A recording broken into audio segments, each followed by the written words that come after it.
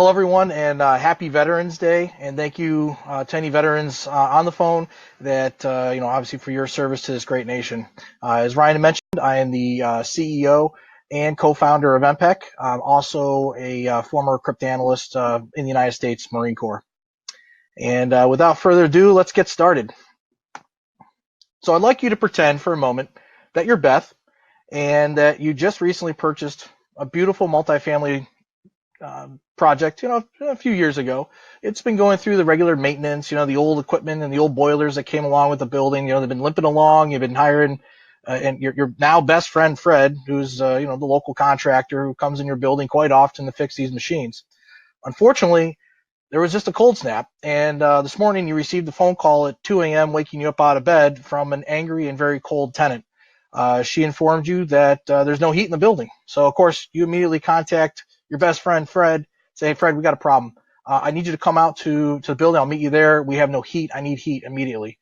Fred rolls out of bed. You meet him at the apartment building, and you go down to the boiler room. Fred looks at the boiler, runs some diagnostics, and sure enough, you hear the news you didn't want to hear, that it has to be replaced. So, of course, you ask Fred, hey, Fred, how much is it going to cost me? And he responds, $40,000. And your immediate thought, because you're an investor, is, oh my goodness, how am I going to pay for this? I don't have the money because I'm already over levered by buying this property. I don't have $40,000 in cash. But Fred, being a smart contractor, realizes this is probably what's going through your head right now. And he says, you know what? Let me help you with that. If you fill out this simple, short 7-question form, I can help you find financing. Cost competitive financing, could be a loan, could be a lease, maybe even an energy services contract in a matter of time. Well, obviously, you thanked Fred because this is the type of thought that was going through your head. I'm going to have more angry tenant emails and phone calls, and I'm going to have to track down banks and make phone calls there and go through all sorts of paperwork in order to track down financing because I need financing. You wonder, well, geez, how did Fred know to do that? Well, Fred is part of a vast growing number of smart contractors across the United States that realize that by having financing at the point of sale, they're able to close more deals faster, actually 30% more deals faster. That's actually a lot in this world of highly competitive contracting.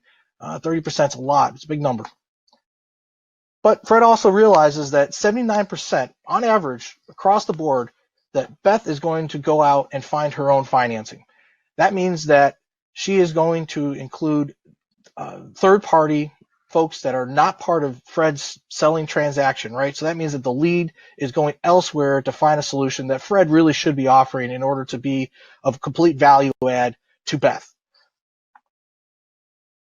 This market size is currently around $8 billion just alone in the commercial HVAC POS market space.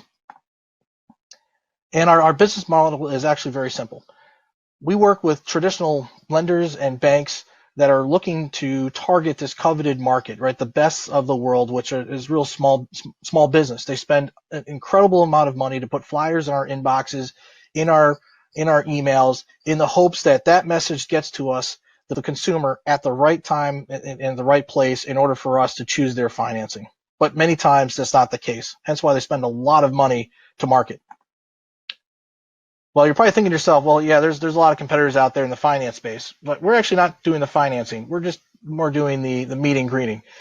So companies like Cabbage, Wells Fargo, and TD, they're out there spending an incredible amount of money to try and capture that point of sale event.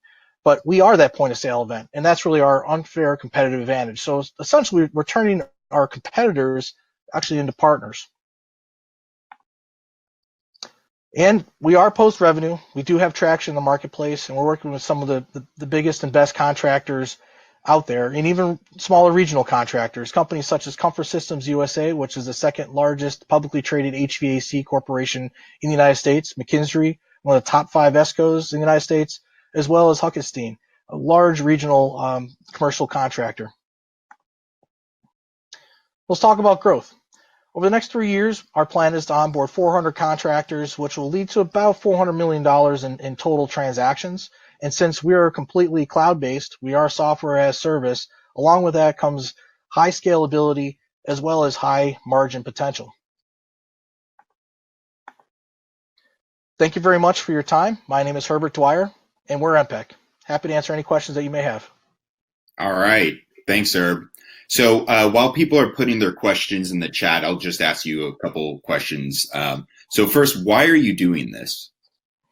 Well, so I come from the contracting industry, and I can tell you that we've lost a lot of transactions and experienced incredibly slow sales cycles going backwards, right? And and we realized actually three of us left a company to figure out a way. We had no idea how to solve the problem, but figure out a way to enable commercial HVAC contractors to close more projects faster.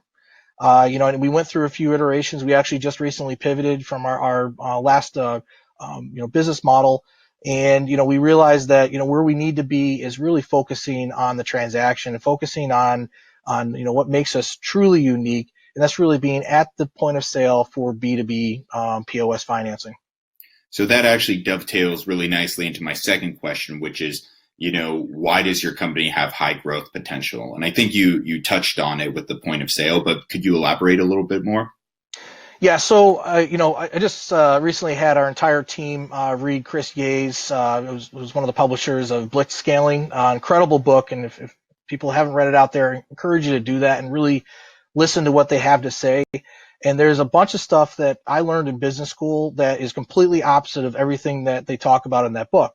But it's also stuff that leads to a startup hyperscaling, right? And essentially what we were doing in our last business model was not hyper scalable, and that's why we pivoted into doing what we're doing here, to be more hyper scalable. And a lot of that has to do with Mark Zuckerberg's move fast, break things, but he also said with making sure to have proper infrastructure in place, right? That became a caveat later on with his saying. So we're kind of at that position. So we have the infrastructure in place. We've been operating. We are post revenue. We were very successful in the last business model. However, we realized that business model was not scalable. So now we have the infrastructure in place, and now it's time to start, moving faster and breaking more things, and really getting out there to solve some serious problems that commercial contractors experience. In the true spirit of the Marine Corps. Right. Faye asked the question, who is your targeted buyer? Is it insurance companies, real estate contractors, and managers? Yeah, so I guess the answer can be, I guess the answer lies a few different ways, right? So the contractor technically isn't our buyer. They're more of a partner of ours, right? We're helping them close more deals faster.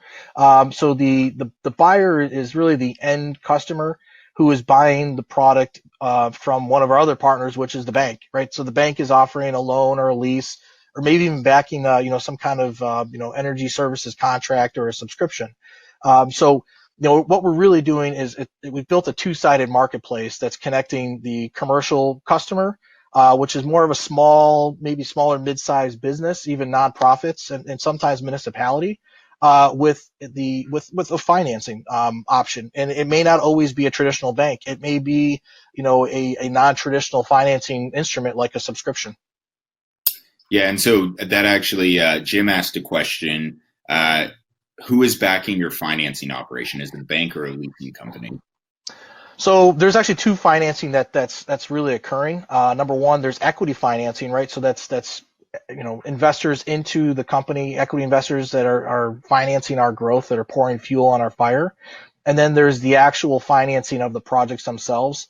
We're not taking on the project finance risk. That's someone else's job. We're just helping them get more leads faster, more quality leads faster, so they can do their normal investing operations into these projects. So we're really just connecting the two.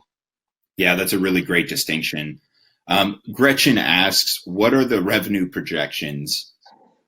Right. So what we're looking at over the next 3 years is really about growing the business to $400 million in total transactions. So if you look, banks, if you look at some of the banking industry's own kind of analysis of how much commercial banks spend to acquire a commercial loan, it's actually a lot of money. It's around 7 or 8%. So if you look at that and you're like, okay, so that's tied up infrastructure. So, bank has a marketing department, they're hiring PR, they're paying for ads and all this other stuff. And if you could bring them a lead, say for something less than that, at no, capital commitment up front, and they only pay if the project closes. You can go to market with, say, 3.5%, 5%, and say, hey, this is what we're gonna, sell you this lead at. Are you interested?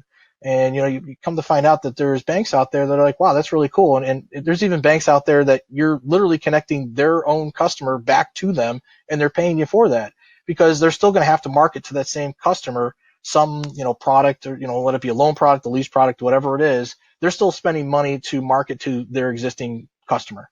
So we're really an outsourced marketing firm if you really want to think, about that. But at the same time, we're helping the contractor again close more deals faster. It's win-win-win across the board, and that's exactly the type of relationships we'd like to build here at EMPEQ. Okay, great. We have time for one more question, and then Herb will jump into the chat. So if you have more questions for him, you can connect directly in the chat. But how can the people in the audience help you? Yeah, that's great. So my cell phone is right there, and my email address is right there. So if you're interested in investing or becoming a mentor or have an opportunity for us, feel free to reach out. The lines are always open.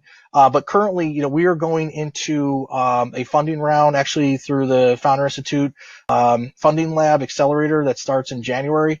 So we will be looking to raise additional funds, more of I'd say a California pre-seed round, West Coast pre-seed.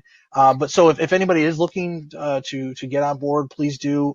If you're a contractor or no contractors that are interested in selling more faster, please, are providing greater value to their customers and new customers, and kind of a value add, a unique selling position in the market, have them reach out to me.